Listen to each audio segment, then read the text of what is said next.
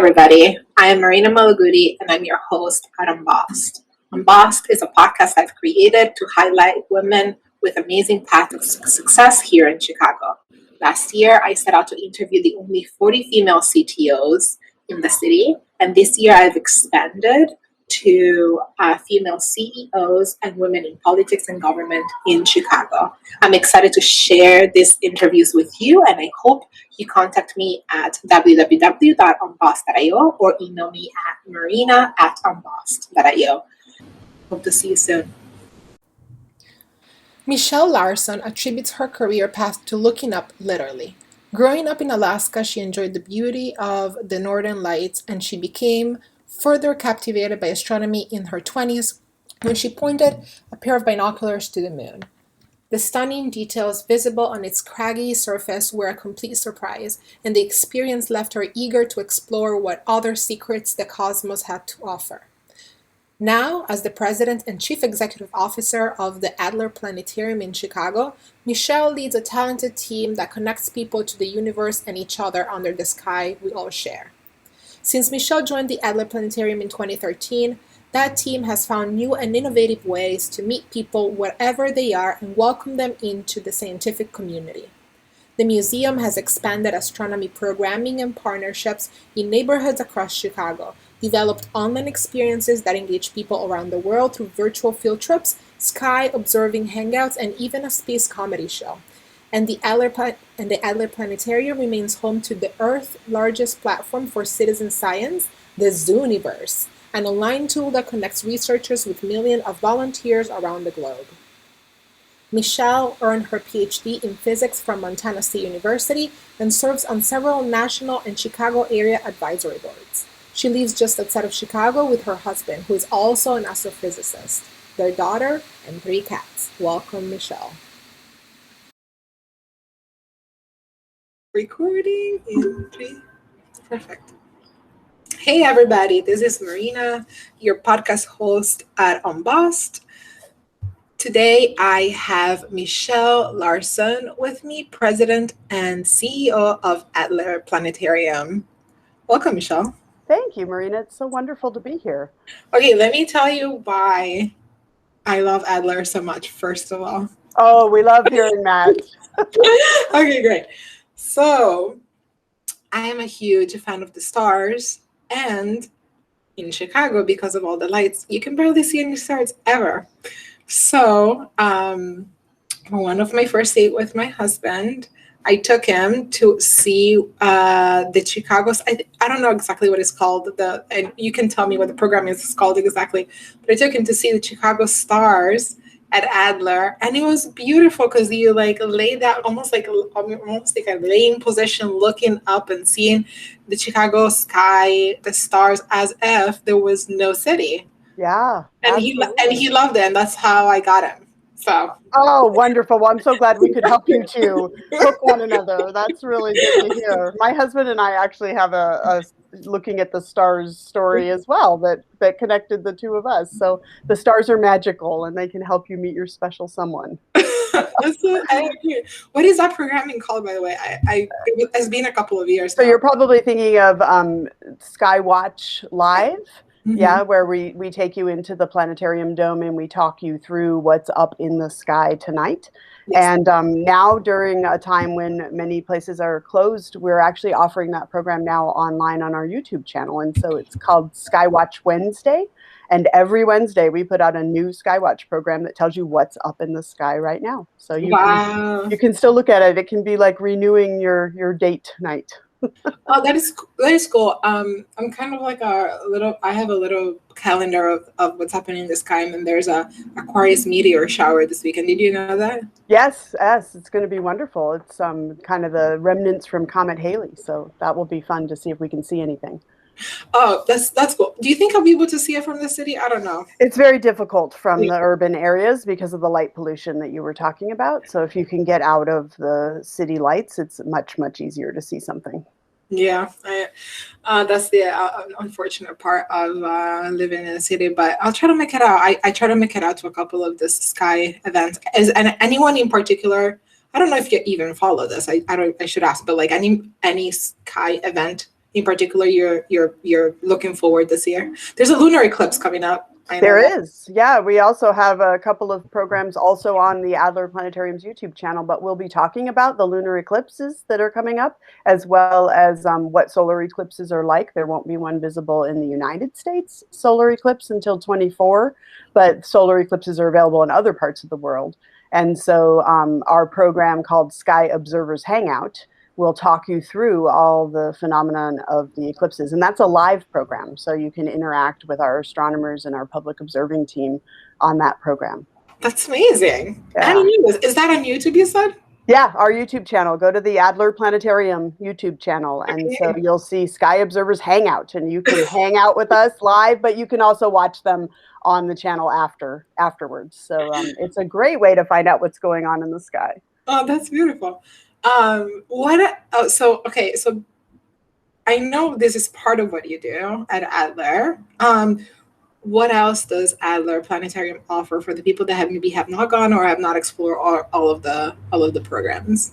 Yeah, we're very focused on helping us all recognize that we are connected under the sky we share.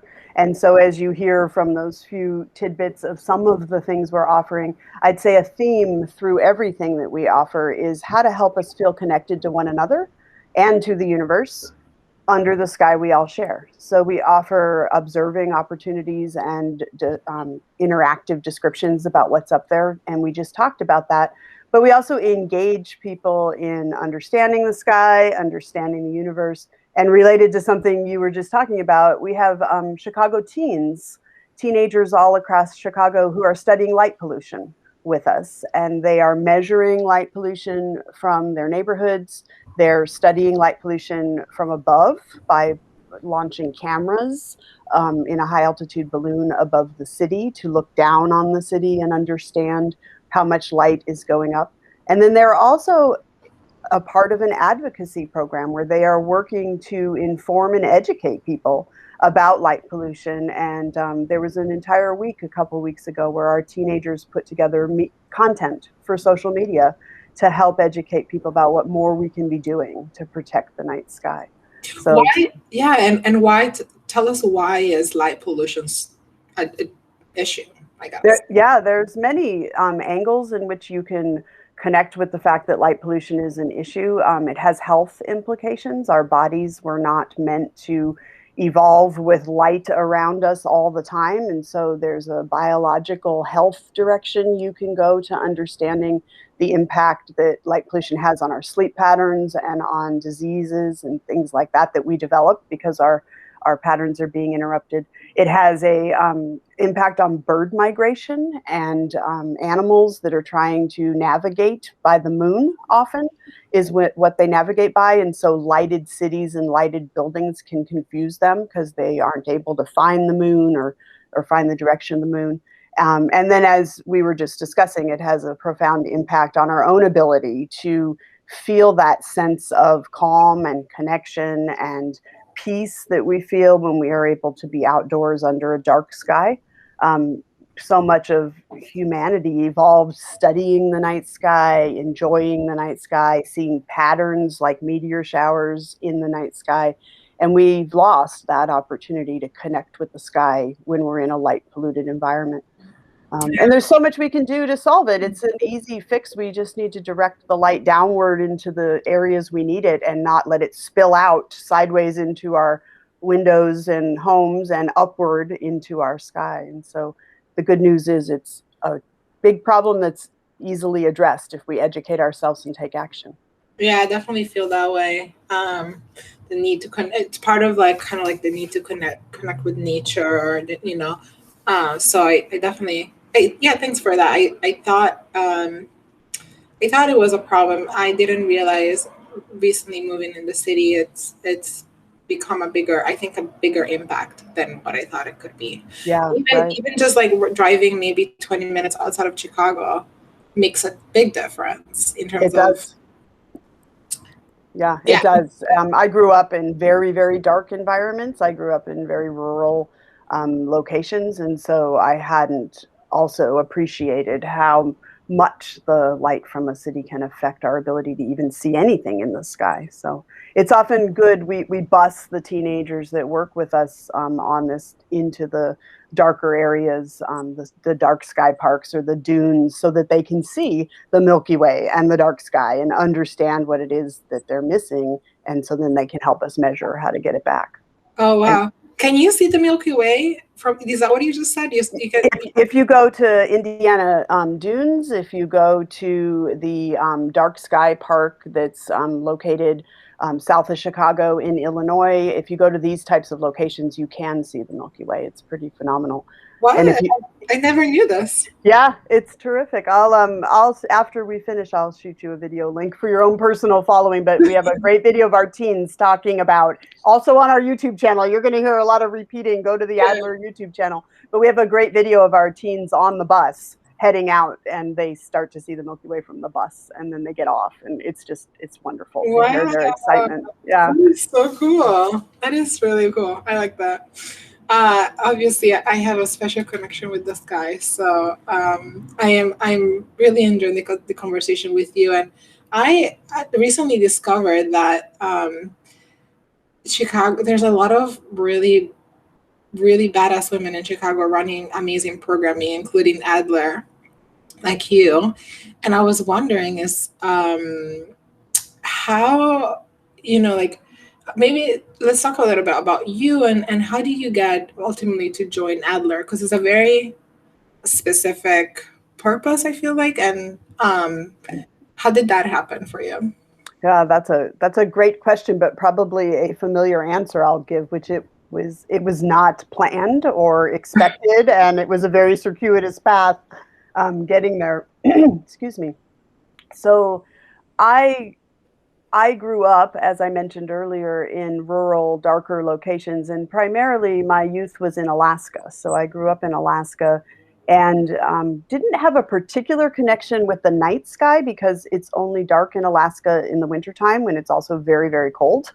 And in the summertime, it's light always. And so I think for those reasons, I often didn't see a lot of the night sky, but I did see a lot of the northern lights. And the northern lights were such a phenomenon that the radio stations and the TV stations and everybody would say, hey, step outside, the northern lights are up. And so that was really my lasting impression of the phenomenon that can be in the night sky. But I went to school, I went to college not knowing what I wanted to do when I grew up, not knowing what I wanted to be. I went to a broad state school because I wanted lots of options, lots of things I could take as electives and figure out what was possible. I ended up studying physics, and honestly, I studied physics because it had the most electives. There was a lot of elective room in the major of physics. That is a funny way of Isn't that a funny way? So I wanted to take an anthropology class, and I wanted to take a philosophy class, and I could do that as well as take electrodynamics and quantum mechanics and all those things. Wow, that's amazing. It was pretty funny. So I got a physics degree and still didn't know what I wanted to do. Ended up with the privilege of having a scholarship to go to grad school in physics and still try to figure it out.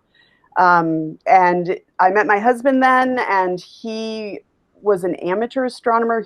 He's also an astrophysicist, but amateur astronomers are those of us that cart our telescopes out into the dark skies and just look up for our own pleasure. And he was one of those, and I like to camp and I like to be outdoors. So I tagged along with him one time, and we went to a place, and I saw the moon through a telescope, and I saw the stars, and I was just taken by it. I was like, wow, I don't think I really knew all that was up there.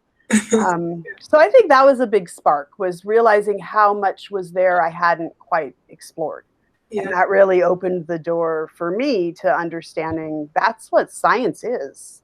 Science is discovering things you didn't know were there, figuring things out. So that's what really turned me on finally into what I wanted to do going forward, which was partly be a scientist for a while. I was a research scientist for a while, but I really got turned on by trying to invite others into that process of understanding, whoa, this is science, this is discovery. Yeah, and I'm checking out your resume right now, and I see that in what you're saying, because while you were a scientist, then you became a teacher of physics and other sciences. but and really imparted that knowledge to others, and taught others how to experience Right. really. And Yeah, I see I like that. to think of it as inviting them into the process of discovery, because I think I had been taught science as thinking it was a done deal, and if I paid attention, I would hear what others had already figured out. And what I was awakened to is the fact that that's learning about the history of science, but the doing of science is actually the fact that no one's figured this out yet. So participate with us, be a part of the discovery is what was a real awakening for me, to say, oh, this is all about the unknown, not about repeating the known. And Yes. that was pretty exciting. And I definitely feel like Adler definitely, when I was there, delivers a little like that feeling of the discovery with you, feeling of teaching about the sky. Is not just a lecture, is more of like an interactive experience, and I really enjoyed that. And Oh, I'm so happy. That makes me so happy to hear that you felt that way. We care so much more about how you felt when you were there than anything else. So that's fantastic. And what does it mean to be a president of, okay, an institution like Adler? And I don't know, is it considered like a foundation or a museum? Yeah, that's a great question. So that's a great question, because we've been talking so much about astronomy and astrophysics, but then later in my career, I took a turn towards administration and worked in administration at science centers for a while, kind of academic science centers, but then even into just administration broadly at a university across all disciplines. And that was actually what became really important for helping me find my way to the Adler. Because, to answer your question, the president and CEO of the Adler is really an administrative business position, a leadership position. So we are a nonprofit. We are a 501c3 nonprofit organization. And so we're a business whose tax status is nonprofit. And so, like any business, we are working to make sure that we are running our operation so that we can deliver our mission. And what you explained as the experience you felt when you were at the Adler, that's the goal, right? We want people to feel engaged in the discovery of science. But my job as president and CEO is to provide the leadership and the business experience to make sure that we're a healthy organization and that we're able to be strong enough to deliver that experience year after year after year, going into our 91st, just about to celebrate our 91st anniversary now. Wow. as a planetarium. Yeah. Before we talk about leadership, which I know we want to talk about a little bit, Adler has a beautiful location in Chicago. Is there history behind that location, or anything you can share? Yeah, the history there is Chicago's wonderful vision to protect the lakefront and have the access to the lakefront and the views for all its people. So we are a park district building on park district land, and that is, as you know, part of Chicago's legacy, is that the lakefront and the views that you're mentioning are available to all Chicagoans. So when Adler was founded in 1930, it was a city facility. It was a park district facility run by the city. And then later in the mid-60s, it transitioned into the independent nonprofit that we are now, who runs the business in the park district's building. So we are a partnership between the city of Chicago's beautiful parklands and then our operation now, that is an independent operation running that experience. Mm-hmm. So. Yeah, absolutely. A little bit about this business. As much as, or high level, I don't want necessarily to get into the detail. Like, how does Adler, as a 501c3, raise money, and then what goals do you have? Whether it's up to you, whichever you want to share, whether going into the next year or 2 years, and how you want to invest that into back into the community or the building itself, or the operations of the business. Yeah, that's a great question. It's always so fascinating how these things work. So all nonprofits are different, right? You've seen one nonprofit, you've seen one nonprofit, because we are all a little bit different, and we've all got different histories and different ways in which we've arrived at the way in which we're operating today. So for the Adler, we do receive a significant, about a third of our annual funds come from our ticket sales. And so when you buy a ticket to come to the Adler, that's important and helps us continue to be able to serve. Another, I'm going to just be very broad in my rounding numbers. Another third comes from philanthropy and donors who are there to help support and sponsor the mounting of new exhibits, the creation of new sky shows, the delivery of telescope observing into the neighborhoods, all of these things you love. Those things come from our great sponsors that help us raise funds for that. And then we also receive some funds from Chicago taxpayers because we're on Chicago Park District land, and we're so grateful for that. So a small portion of our budget, a little less than 10%, comes from the Chicago Park District funds. And then we are also competitive for other government funds, federal funds, state funds. Our scientists, we have educators who submit proposals and compete for competitive funds from the federal government. And those all together make up the other third of the budget. Yeah, and what goals do you have for Adler for the next year so that we know what to look forward? Meaning I know what you're going to look forward to. Exactly. So you've already heard me say YouTube channel, YouTube channel, YouTube channel. So during the time that we've needed to be closed because of the pandemic, we have leaned into developing new opportunities on our YouTube channel. And those are going to continue. We're really excited about the reach and the ways in which we've been able to invite people from anywhere into our mission through the things we have there. We have a space comedy show that we've launched called Wow Signal. We have the Sky Observers Hangout I already mentioned, and the Skywatch Wednesday, a number of things there. So that will continue. But as we are able to gradually start reopening, as we all start to climb out of the pandemic, we're going to reboot our observing opportunities. So we have taken this closure time to install a new telescope in our observatory, and we're also renovating all around the observatory. We're putting in a telescope pad so we can put more scopes out there and help more people come. So there'll be a whole observation park that's out around the Adler on the lakefront. And so we're excited to be able to start opening that up and invite people in for observing parties and observing opportunities that you were already mentioning. Not just the sky you could see in the planetarium, but we're now going to show you the sky right above your head. That's amazing. So that will be fun. Yeah, I'm excited for businesses that are taking this pandemic as an opportunity to renovate and to really think about their business and the experience that they want to give moving forward. Yes. Any other lessons from the pandemic that impacted Adler? And as leader, you are, learning from that and taking them on with you. Yeah, certainly. And I have learned through my experiences in leadership at Adler and before that crisis is unfortunately also a part of leadership. And that is going to be the case. We all have challenges. This happens to have been a very large one in the global pandemic that we're experiencing.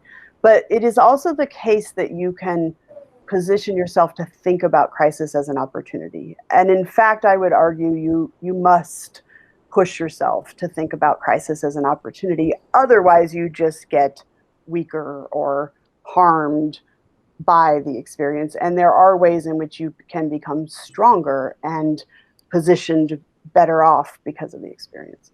So we have taken the opportunity of having the physical building closed to focus our bandwidth on, as I was mentioning earlier, how could we bring this kind of experience that we're so engaged with people in person, the connection, everything you said, Marina, quite frankly, the feeling a part of the discovery and the process. We've been doing that in person. How do we bring that to people wherever they are? And especially when we were all in isolation, we felt, boy, we all want to feel a part of something.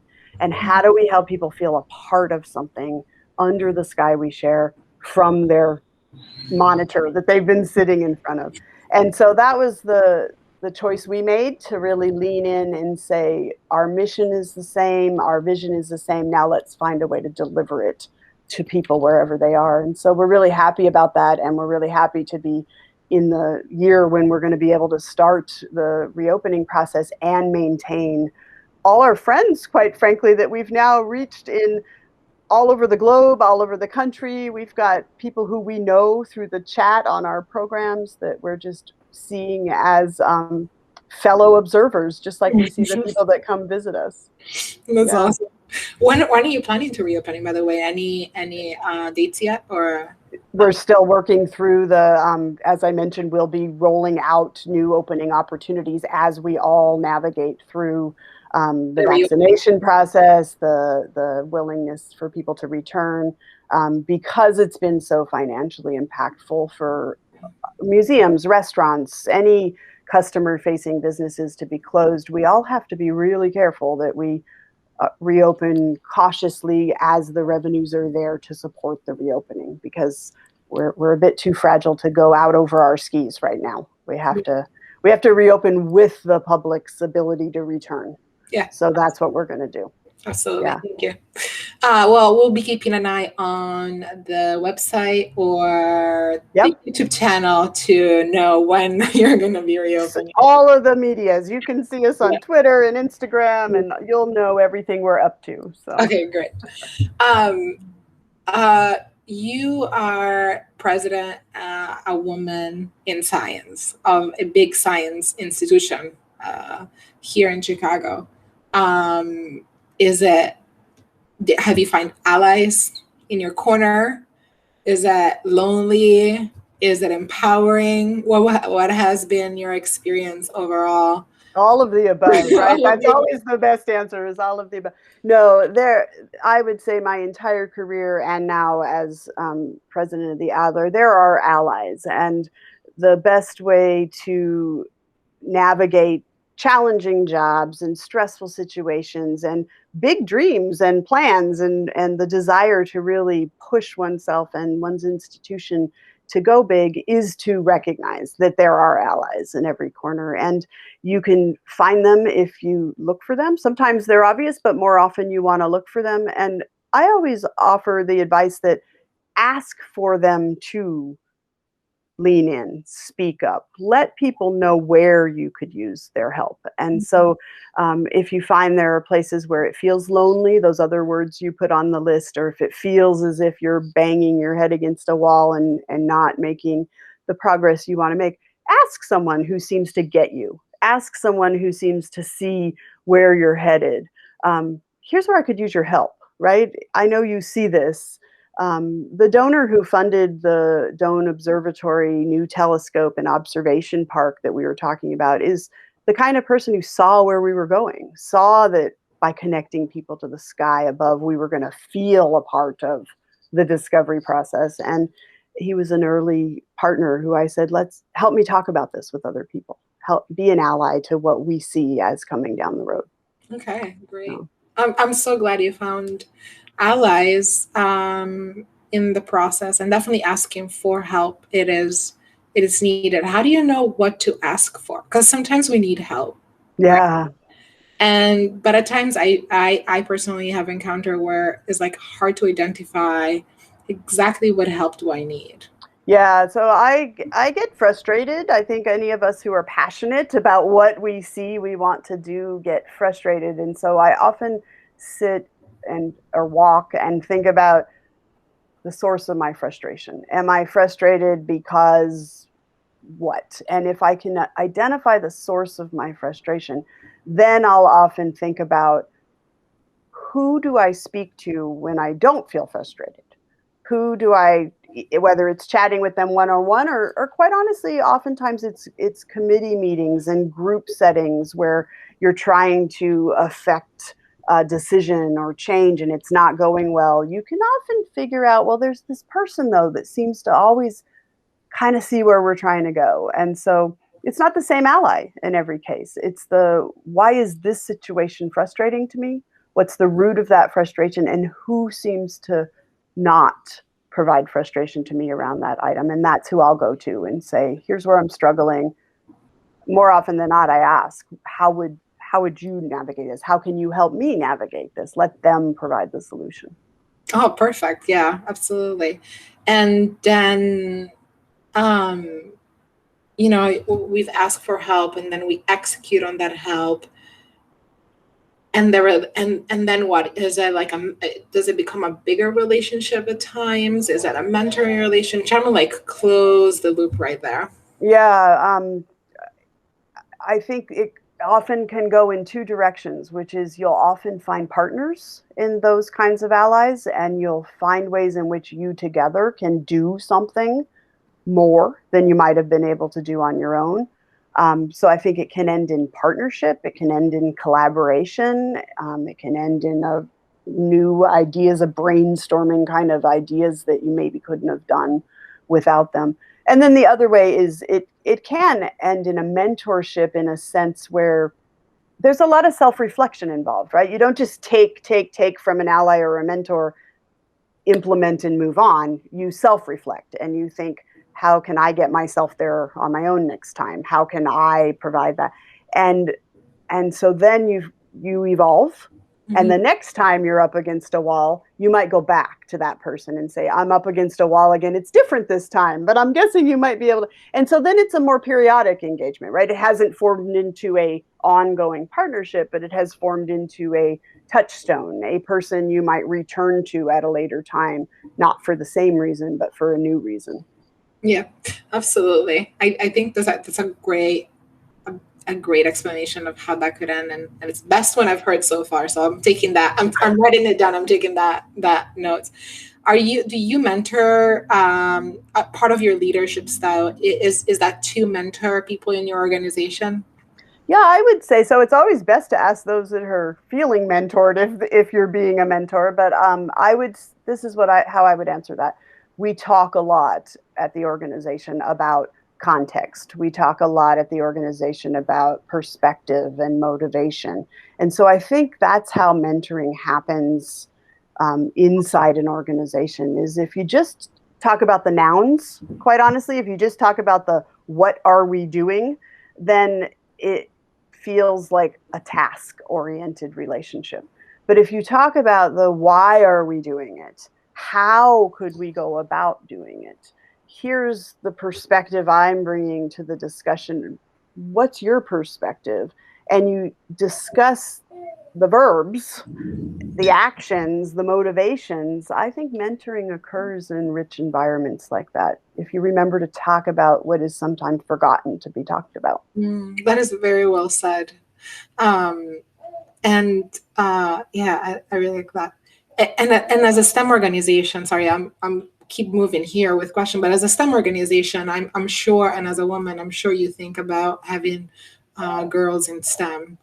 What is, whether it's your personal affiliation with that, or the organizations, if the organization serves any purposes around adding more women in STEM? Yeah, we 100% have, both personally myself, because I didn't realize women did STEM when I was growing up, right? And that was a long time ago, but at the same time, I did not see women doing STEM. Were you one of the only? Sorry to interrupt, but were you one of the only girls in class? Usually? Yeah. So in my physics class in high school, I was the only girl in my physics class, and in college, I was one of three throughout my whole undergraduate career that was formally in the physics major. And then professionally, I didn't actually understand what I mentioned this earlier. I didn't understand what scientists did.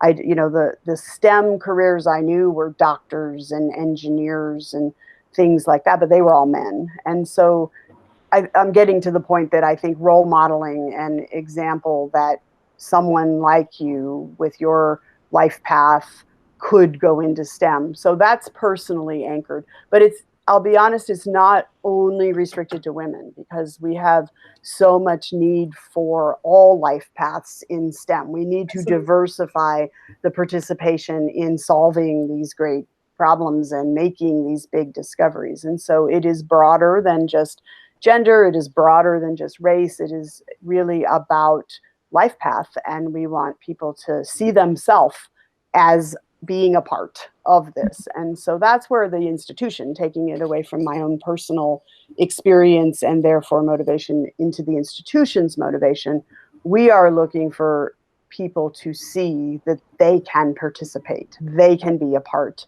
And we work very hard to have all different, like I say life paths, but all different perspectives, all different, and primarily those that have not had opportunity to see themselves reflected in those that are doing this work. Okay, and how do you do that? Like, do you do that through hiring or programs? So we are absolutely been working on doing that through programs, and we are now working through a internal hiring process because, like a lot of organizations, museums have work to do on diversifying who works at the museum as well as who we reach with our programming. So a work in progress, but another opportunity of the pandemic. We had to go through a very unfortunate downsizing during the pandemic, but it has brought us to a smaller staff size where we can spend some time thinking about how will we rebuild and how will we rebuild more reflective of the community that we are a part of. So we're focused on doing that work better.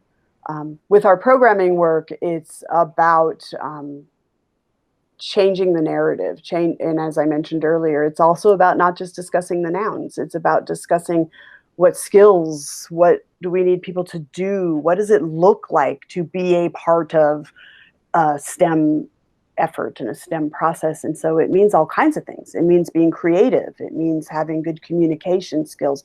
It means we need some programmers and we need some, technical mathematicians, but we also need a lot of other skills that aren't always thought to be valuable because we don't talk about them, but they're absolutely valuable. And so if we can point those things out to people, then they kind of raise their hand and say, I'd like to try. I think I could bring something there. Nice. That's really cool.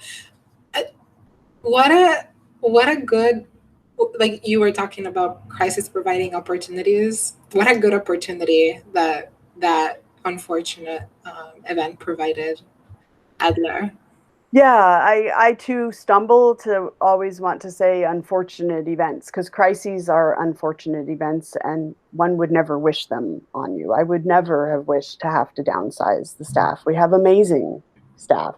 I would never wish for the impact that this pandemic has had on life and death. But given that it's here and given that it happened, the best you can do as a leader is say, and in fact, you have to push yourself really hard and you have to say, I would have never been able to do something that drastic. I never would have asked that of our institution.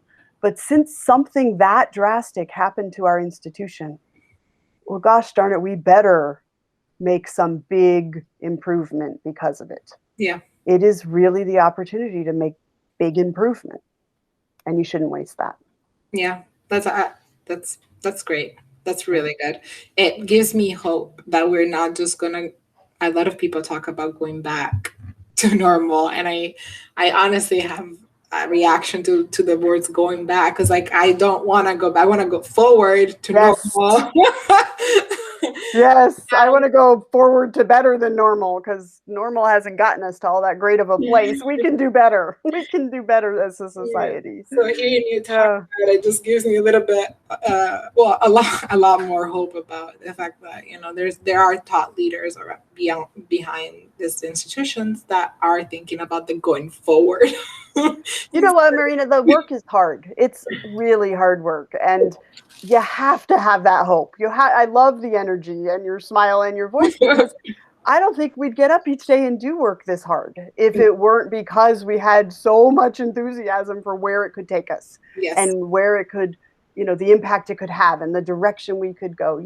That's what you need to do the hard work, and you need to do the hard work to affect change, and that's what we're here for.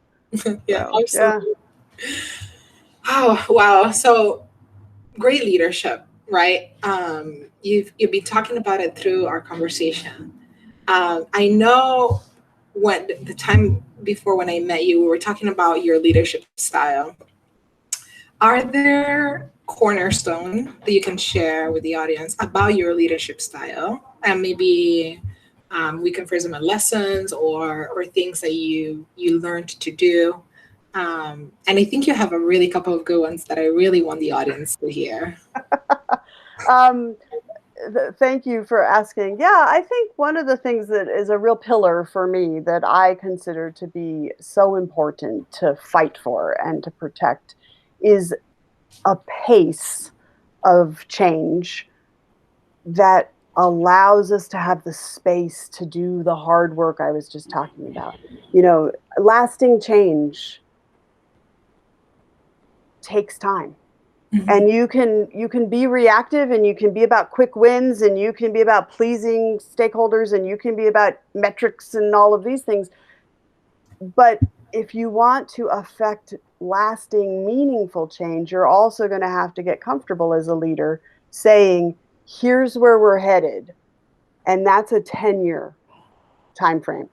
And so here's where we're going to try to be in 5 years. And here's how long it's going to take for you to start seeing the first effect of the work that we're doing, because so much of change on that timeline, that horizon, is invisible at first. It's a lot of internal work, and it's a lot of getting onto the same page and affecting the culture and understanding the needs of the audiences that you're serving. And that's not always externally visible at first. And so you have to protect the space to do that work, to get to the place where you say, now here we are at this step, and we're going to start working towards this and that and the other. So I talk about it as you need to work at the pace of change, and that means you need to protect the space to do that work, because we get pushed too fast, I think, sometimes to actually have lasting impact. Yeah. There's a couple, like working in tech, obviously there's some of that, and we actually don't, there are organizations which have been where we actually don't do change very well, because we are so driven by the word urgency, and you know, there's a lot of baggage, I think it feels like it comes with that word, which is like you know, urgency sometimes can be the want and the passion to drive something home, but also at the expense of personal life balance, doing the right work, right? So when I think about protecting space, obviously being in the industry that I am, I think about the famous black hole, where everything goes in to drain resources and something to die or take way longer than it needs to be. I think like what comes up is, the question that comes up there is, how do you balance visibility and accountability and also protecting the space? Right, right. Those are two different things in my mind. Visibility, I think, can happen while you're on this longer trajectory, and because you can be very open about what it is, what the work is that you're doing. You can be very open. And so we've established a way in which we talk about, we research what we are thinking about launching, and that's kind of an internal process. But then we pilot the idea that we had, and that's a visibility effort. But we're very comfortable saying, we don't know if this is going to stick. We don't know if this is going to be a lasting thing, but we'd really love to see what you think of it. So we're in the pilot phase, and we're working very hard. It's a long process to change a culture, but we're working very hard to get everyone comfortable with the fact that this is a pilot phase. We're inviting the public into trying this out with us, and we'll see if it works and if we're not. So that's visibility. You're having visibility in the messy parts. And then if the pilot goes well, then we go into promotion. And then if promotion ends up seeing that there's a trajectory for it, then we hope to take it into sustainability. And so putting in place those kinds of pieces where you can be visible about the process helps with the visibility part. Because if you try to just keep it close until it's baked, fully baked, then you might lose visibility. But if you're comfortable just saying, hey, come see, we're trying some stuff out, you can help with that one. Nice. The accountability is a whole nother ball of wax, especially when we're talking about metrics-based, measurable accountability, because I have some opinions about how we have have become such that we like to measure the things that can be measured. Standardized testing, reports and evaluation often are designed so that you can report the things that can be measured. Clicks, viewerships, things like that. It's a little bit like looking for your keys under the lamppost because that's where the light is. Even if the keys might not be under, because there is so much else that is rich and important to the experience that is not easily measured. And I think in our urgency and our desire to show impact broadly, not Adler, broadly, I think we've maybe forgotten that there are some key critical accountability metrics that aren't easily measured. I'm not saying they shouldn't be measured. I'm not saying you shouldn't be, but I think we maybe need to take a little bit more time to think about how does one demonstrate the effect that the Adler Planetarium has on an adolescent who sees the possibility that they could be engaged in science and later, 15 years down the road, affects their community, right, through advocacy and scientific engagement in ways that maybe by then we've lost the backward connection to the fact that it was their engagement with the Adler that did it. I don't mind losing that connection. I just think we have to recognize that there are intangibles that are really critically important. How do you, well, as a administrator, like this is the administrative answer, like question, the administrative side of you, I think. It's like, as an administrator, how do you pitch that to people that are looking at numbers versus, and then looking at the business as a business, you know, in black and white paper versus as an experience that affects people? Right. So two answers. On the business side, I'm not trying to sugarcoat the fact that there are still business things we need to measure in a quantitative way, right? So we still have expenses and we still have revenue and we still need to make sure that we're able to demonstrate that we can earn revenue and support our business model through the types of things we're doing. So on the positive side, set the pandemic aside. Aside from the pandemic, the Adler was accomplishing being able to support our operations by approaching our programming this way. So the numbers added up on the business side. Still work to do to be more long-term sustainable, but we were getting it done.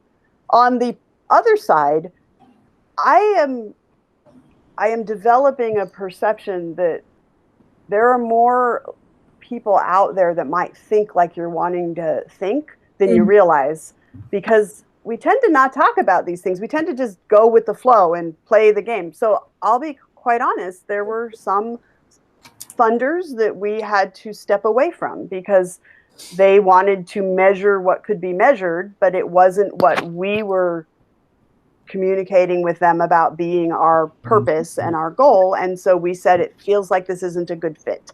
And we said, and that's hard, right? You're a nonprofit, you really need the dollars. But to be able to say, we're just not going to make that thing for a lot of clicks if we don't feel like it's a meaningful experience just to get the clicks because you want clicks. So thank you, that doesn't fit.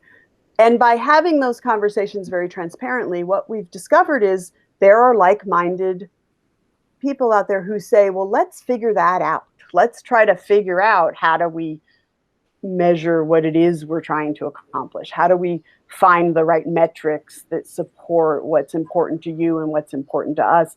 And just like science, often that's a discovery process. This doesn't exist. How are we going to figure this out together? So that was a long way of saying, I think you have to talk about it. I think you have to just not nod your head and say, okay, if that's what you want, that's what we'll do. You have to instead say, here's why we don't want to do that. Can we talk about building something a little bit different, more meaningful? That's really smart. And have you found a few metrics that would drive those goals? One of the examples I like to give, because it lands in a quantitative place, which is where I think people's heads tend to be able to wrap around. But when we started our teen engagement efforts in this kind of participate in the discovery, come find a meteorite at the bottom of the lake with us. We don't know where it is. no one does. You can help us find it. The standard metric was how many teens are you serving? And Adler's a fairly small organization. And so our raw numbers of how many teens we were serving was not ever going to be grossly competitive with the larger organizations. So we engaged in this conversation around, it takes a lot of time to work meaningfully with a group of teens through the process of finding a meteorite at the bottom of Lake Michigan. And where we arrived, long story short, through a lot of partnership and a lot of discussion and really excellent teen experts on our team, is how about teen hours? If we talk about teen hours, some programs might visit 30 teens for an hour each with their workshop. We might visit one teen for 30 hours. Not visit, but engage. I don't know why I use the word visit. We might engage one teen for 30 hours because that's the depth of discovery that we do with them. Think of our light pollution teens. Same thing. They put in tens and tens and eventually hundreds of hours. So if we count teen engagement hours, sounds simple at the end, but it wasn't in the journey through. But it was really our teen programs director that was like, wait, this really helps everyone because it's important that they get exposure activity in an hour or two. That's important. We don't want to discredit opportunities for many teens, thousands of teens to have a couple hour experience. We want that to be valuable. But we were desperately clawing and trying to say, where is it that someone could recognize that engaging tens of teens for hundreds of hours is also important. Yeah, that's beautiful. So, that's a really smart way of looking at it.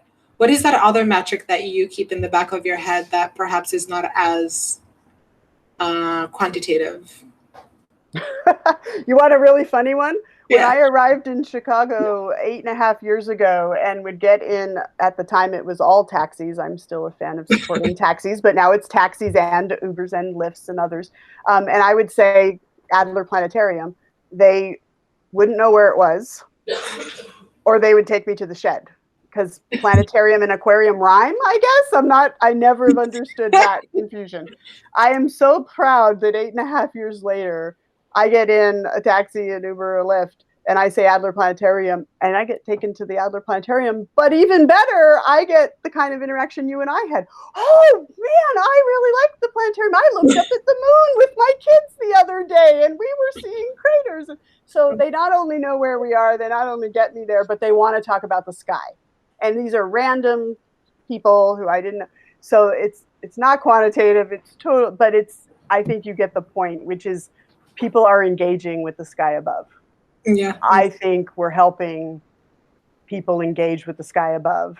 And I don't know how to measure that, but I can tell you my senses from interacting with our community and the world that we're helping people engage with the sky above. And they're loving it. That's amazing.